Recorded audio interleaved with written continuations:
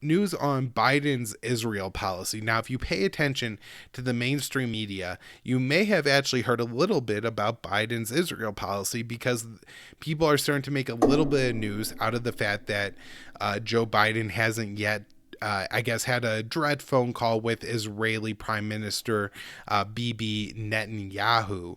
And so they're kind of making it out to be like, oh, the U.S. is moving away from Israel. Biden's being so much tougher on Israel.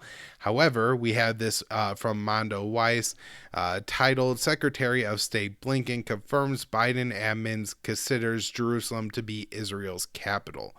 This was something that happened towards the beginning of the Trump administration and was rightly labeled, a mistake. It was an insult to the Palestinians. It kind of indicated that, we're taking a more favorable stance towards Israel in the whole dispute there.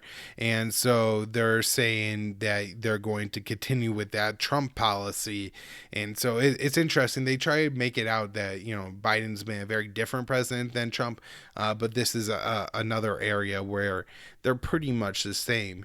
Even on this Golan Heights issue, where Blinken was a little bit wishy-washy, I guess, is the way to describe it, because he didn't say that the Golan is not a part of Israel, but he said it was important to Israel's security rather than saying it's just a part of Israel.